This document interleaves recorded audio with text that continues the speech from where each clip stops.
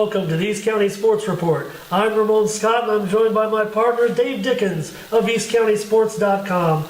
Dave, it's the championship game we were all expecting when the season started. It's come to fruition this Friday night. It's in the Grossmont Valley League. The West Hills Wolfpack, 3-0 in the Valley League. The Monte Vista Monarchs, 3-0 in the Valley League. Both teams are 8-1. This is the East County Game of the Week. Absolutely, and I think it's definitely, and I quote Coach Hamamoto, he said, this one should be done very quickly because both of us love to run the ball. Both of us have great defenses. And, of course, I said, what do you think, 90 minutes? He said, probably right around there. I think Monte Vista is going to be favored in this one due to the fact that they have so much as far as their offense and just McClendon, not just McClendon, but they also have El Shaddai, Levi. He's been, as a matter of fact, after he took his starters out, Levi had a couple of good ones himself, and Javon Brooks as well. And then you got that tremendous defense with the Schmidt brothers, of course. But I think something that's overlooked and has been all season is the West Hills defense has allowed the least amount of points in the Grossmont Conference. Yeah, they've been stellar. This is a great matchup. There's no doubt about it. That's one of the notes I put looking at this game is how quickly it's going to go. We know Monte Vista is all about running with Jamon, especially as the stakes rise. They tend to stick with their bread and butter. But you think of West Hills as maybe a little bit more diverse with their nice set of passers that Young has found a groove with this season. But they still run at West Hills at a 2.5 to 1 run to pass ratio, so they like to keep it on the ground as well. The only thing is West Hills, if they were to fall behind, they do have the firepower to go to the air. They hope that that's not the case, and you're right, the Monarchs are favored. They're rated higher, so while the Monarchs, they haven't raised a league banner in football since 2004.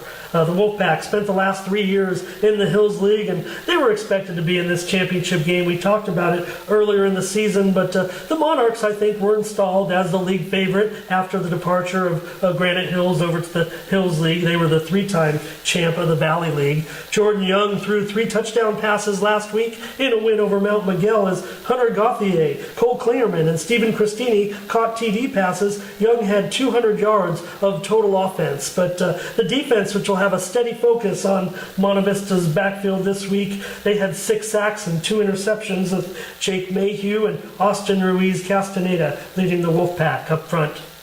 Yeah, and I think the other thing is this.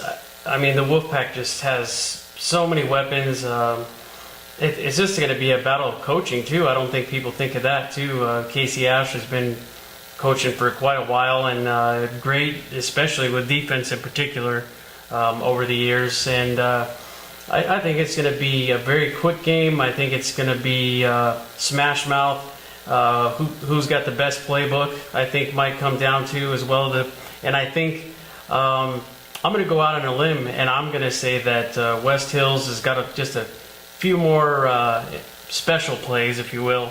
And I'm going to take West Hills by a field goal. I might be catching up in the standings with some of the results over the last couple of weeks, but I think I'm going to lean toward the Monarchs. I just want to make clear here, Dave, we're in the last week of the season. Monte Vista sits 3rd currently in the Division III rankings, but there's a huge matchup this Friday night. Central is meeting Brawley, so Monte Vista could move a little bit there in the division rankings. But also want to mention the game between El Capitan and West Hills earlier in the season. Right now, those teams are sitting opposite each other in the playoff rankings. I think CIF may elect to move them, but I just wanted to say I wouldn't mind seeing those teams meet in the first round. Right as it stands right now, West Hills would be at El Cap, and maybe that's for CIF. Just needs to stay put and let these teams go play again. I think that'd be awesome.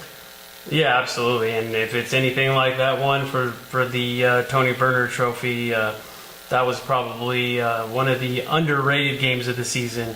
Now let's keep it in the East. I know we lose a team because they play each other, but Retro Sports is your complete sports outfitter for San Diego County. Retro Sports is at 9100 Fletcher Drive in La Mesa. Whether you're looking for sporting gear or maybe a Letterman jacket for your high school athlete, or looking to outfit your sports team, or looking for gently used exercise equipment, Retro Sports is the place for you.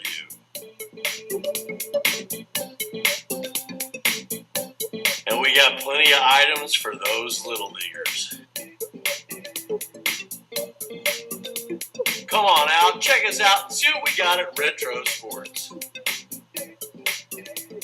Steel Canyon is going to take on Helix in the game for the Grossmont Hills League Championship. The Cougars are looking for a three-way tie, but they'll need a monumental upset, I think, after the way the Highlanders turned away Granite Hills title challenge in the second half last week. It was 0-0 after the first quarter, 14-14 at halftime. A terrific game. I think it lived up to all the hype, all the expectation, and maybe even exceeded those because Granite Hills was so competitive in the first half. But Helix forced turnovers and capitalized on every one of them and overwhelmed the Eagles in the second half. Yeah, I think. Really, the key to that game was Noah was able to wear that defense down, and Granite Hills has had a spectacular defense all year, but they just kept busting it through. And when you have to face that many times, you have to face somebody that big that runs that low to the ground, and with that kind of strength. I don't care what defense you are, you really got to have some big horses in there. Coach Scott Longerbone mentioned the same thing, and they have to figure out a way as well, and to have the quote-unquote horses to stop that run, and that if they are successful in stopping the run, then they can focus on their aerial / running ground game. And of course, they got Wes Neely. They have Kenneth Watson. They got a heck of an arsenal as far as the offense is concerned. The only thing really, and it's just like Coach Longerbone mentioned, and we've seen it ourselves, is the penalties. They got to get rid of those penalties, and I think if they play flawless, that's gonna and they don't allow the turnovers, as Barnett had 3 picks, and that definitely can't happen against Helix, because we saw what happened here at Valley Stadium. Is when you're getting those picks, you're definitely going to be done for.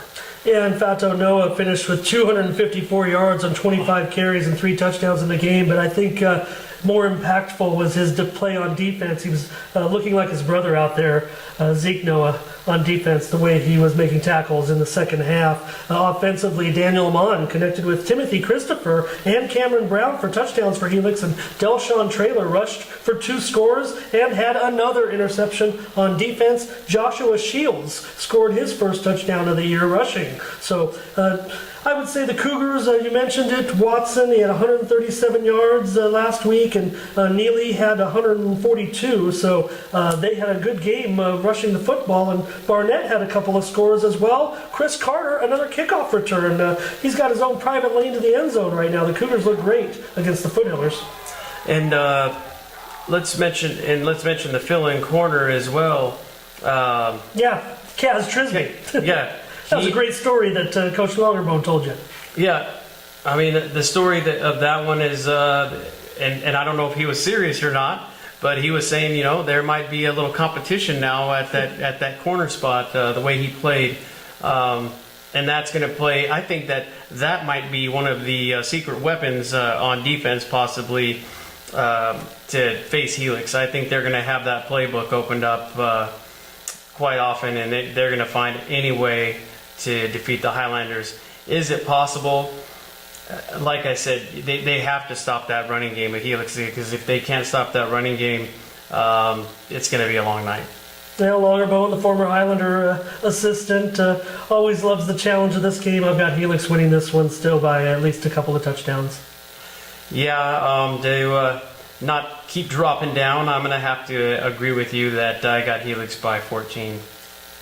Another championship game on Friday night. The Christian Patriots will play the University City Centurions on the road. The Patriots can officially wrap up the Eastern League Championship with a win at the Centurions. UC has been a bit of a disappointment record-wise, but they still have some star-studded talent, including a possible Player of the Year finalist in Casey Grandfors, who had 13 catches last week for over 270 yards. So Owen Easley, he had 276 yards passing of his own in a 49-0 win over visiting La Jolla. Javier Jimenez scored 3 touchdowns, and Matt Armijo and Miles Montes found the end zone for Christian, and Jack St. Fleur had 6 receptions. It's going to be a big night for Christian. I think they'll win this one. UC, they definitely have a chance to spring an upset. They just aren't looking quite as good as they were last year. They're 0-3 in conference. I've got Christian winning this one handily.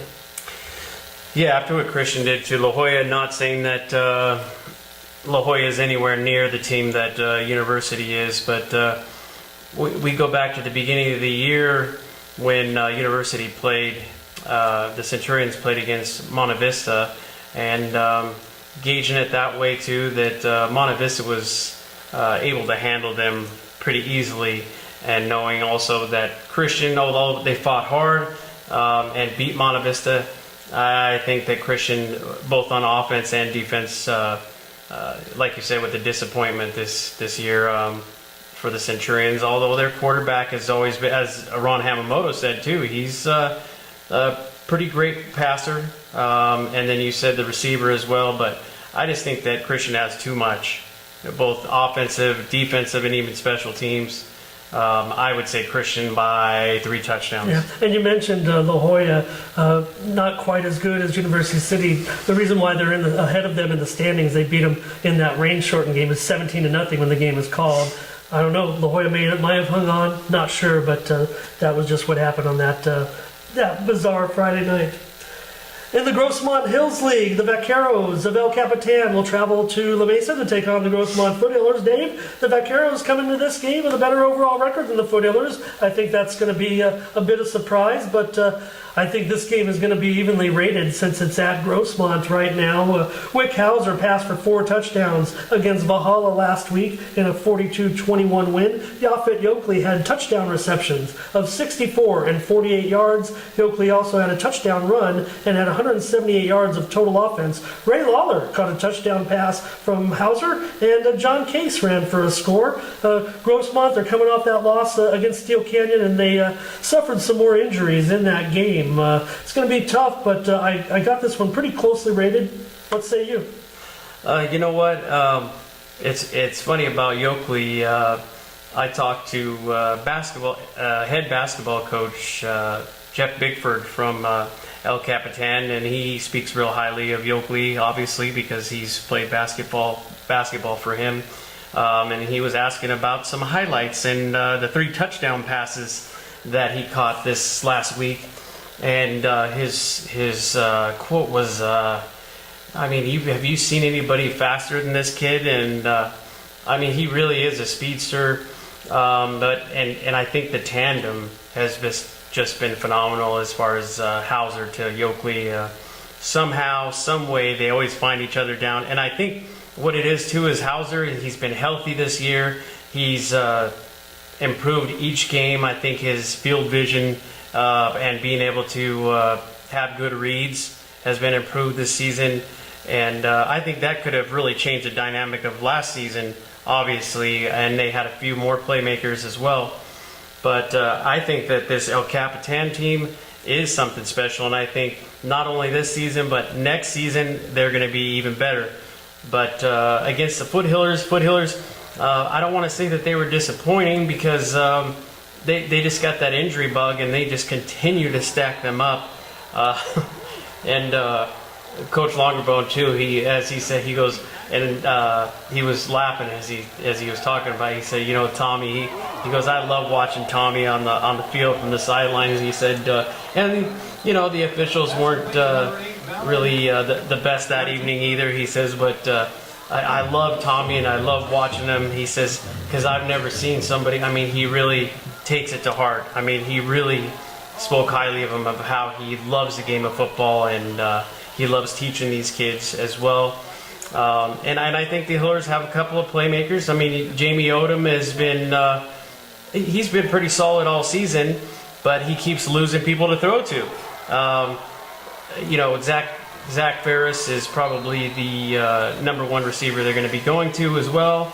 And I think one of the key reasons I'm going to take El Cap in this one is because that running game minus Tucker is deeply going to affect the way that this one turns out. Well, Grossman played pretty well against Steele Canyon, and yes, it was a long game with a lot of penalties. It dragged on pretty severely, and really I became a bit disinterested. I was kind of keeping tabs on the game you were at over there with Helix, but I didn't mind Grossmont's effort at all, and the fact that I need to catch up in the picks, I'm going with the Foothillers.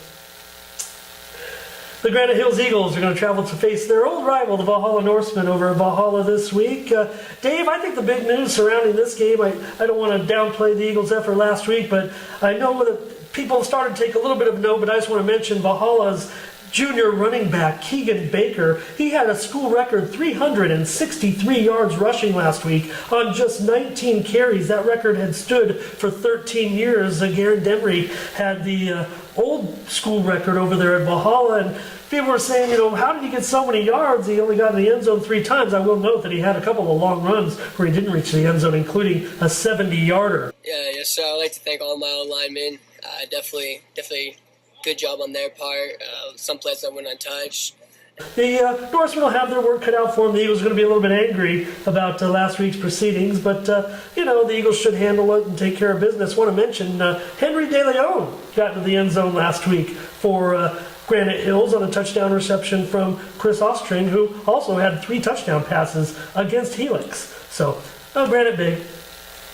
Yeah, I think, it's no offense to Valhalla, but as you mentioned before, Granite is going to be very angry after last week's loss. And, I think that unfortunately that came into play towards the end of the second half also, as they hadn't experienced the losing all season and playing from much more than a couple of points. So they hadn't been behind by so many, and not to take any credit away from them, but I think they were a little frustrated, and I think they were a little worn out, as I said, by Noah. It was just so many runs. I mean, there's only so much that a defense can take of the same thing over and over, and then catching your breath and then fighting against a line like that.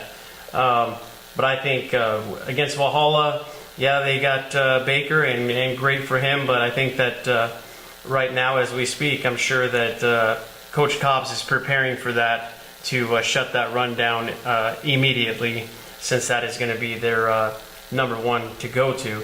But I got these Eagles after that to end the regular season. I'm going to say Eagles by at least 3 or 4 touchdowns. And I definitely also want to touch on the Eagles are definitely going to be Steele Canyon fans for sure on Friday night as well. I think it's nice that the Norseman came up with such a big effort from Baker. The best thing about him is he's only a junior, and I think it gives the Eagles some focus this week. H12 Sports Academy is San Diego's premier sports academy. If you're an athlete looking to take your game to another level, or a parent looking for instruction for your youngster, H12 is the right fit for you. Whether it is baseball or softball, and even yoga, Scott Hoppy Hopgood and his team can coach you up. H12's facilities are some of the finest in the county, and they also have some of the greatest instructors.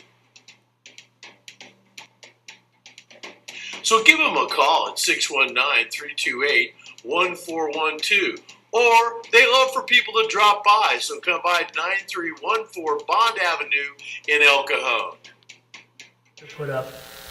The Santana Sultans are going to take on the El Cajon Valley Braves. Santana's coming off a bye, Dave, which if they were going to pick a bye week for the Sultans, I think this would be the week to have it because they've had all those injuries all year. Our man Colton Snipes, he missed the last game with Monte Vista, so I'm hoping that all of those guys can be back possibly or get this team healthy and ready because Santana is in the playoffs, no doubt about it. They're coming into this game against El Cajon's 6th in Division 4, so they're going to be in there. And El Cajon, this is their last chance to get a win. They're going to be at home, so that's what they got going for them. Yeah, and I don't want to sound like a broken record, but that is one thing that Coach Estes and I have spoke about many times, that he enjoyed his time at El Cajon Valley as well when he was coaching over there. Has the utmost respect for the school itself, the program, the culture over there. And as he mentioned, they're going to give 150%, and so a lot of respect there. As a matter of fact, we spoke briefly about that game.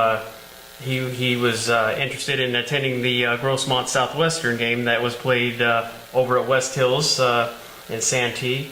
But I think you're correct on that. I think the bye really is going to do them some justice. But I don't want to take anything away from El Cajon Valley either, because I think they, despite some of the injuries and then losing their center, I think they still got quite a few players. And Clarence Johnson, Atlantis has been throwing better. He's had some pretty decent reads as well.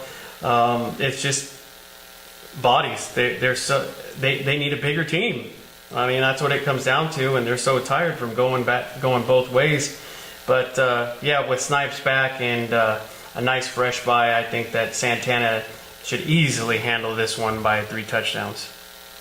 Dave, we had a special guest this week. The Mount Miguel Matadors joined us. They're going to be taking on the Del Norte NightHawks up in the North County. We had J.D. Laverdiere, Eric Graham, and Larry Azagiri join us for an interview this week. And, they're 3-6 this season. They're going to be underdogs against Del Norte, and that's a good thing because the only way they're going to find themselves in the postseason is to win this game, win it big, and get some help from a bunch of other teams. Otherwise, it's going to be their last time on the football field for those seniors, talking about Graham and Yazagiri and 4 other Matadors. Laverdiere passed for 319 yards and 2 touchdowns against West Hills. It was a good game. He went over the 2,500-yard mark, and he also has 25 touchdown passes this season. Yeah, I think I really want to give these Matadors a chance. Case in point is just the heart that they play with, and same as in El Cajon Valley does. They're a smaller program. They're not expected to win. And as we were all talking about it beforehand, they can go out there and, they get some good protection for JD, and he can just hurl the ball around everywhere. He's got plenty of receivers with Larry and with Eric and a couple other that he had mentioned. And I think, who knows? They could be a win, and they could squeak into the playoffs. Yeah, like I said, they're going to need, I think Eric said it best, he said they're going to need a little bit of numbers magic. I guess it could happen, but no matter the result, the Matadors can go into this game with a worry-free attitude, and we might see some big numbers from this offense on Friday night. JD seemed to have a lot of confidence about his prospects into that game. All right, Dave. Well, this one is for the league title, and it's going to be the Vincent Memorial taking on Mountain Empire. These teams are rated awfully close. This one's for the Manzanita banner. Gabriel Hydorn had 4 touchdown passes last week in the win over Calipatria. Dave, the news doesn't come out of Pine Valley soon enough for as good a team as they are right now. I can't wait to see what happens, and can't wait to get the information about the Red Hawks this Friday night. Yeah, and from what I understand, even the PPR is going to make a trip out there to actually get some action out there, and I think deservingly so, the way that they have played all year. And something else that's also noteworthy is under Coach Rollins and Coach Van, this is the first 4 years, so this is the first full 4 years that they've worked with these kids. And so they're gelling, they're eager. This last game that they won convincingly, and the many others that they had shutouts in, and then knocking off the H word, as they say. I think that the way that they're playing right now and all the confidence that they have, I think that Vincent Memorial is going to have a very long evening, and I think that they're going to not only win the league, but they're going to win it big, and I think that they're going to make some noise in the playoffs as well. I think Mountain Empire certainly can be, I might even go back and look, one of the most improved clubs in all of the section this year. I'm going to go back and check on that. But I think for the Scots, the computers kind of rate this one a little bit close. And I think I'm going to just give it to Mountain Empire due to the home field advantage. I'm going to go with Mountain Empire winning this one by a couple of points. Yeah, I think a field goal definitely.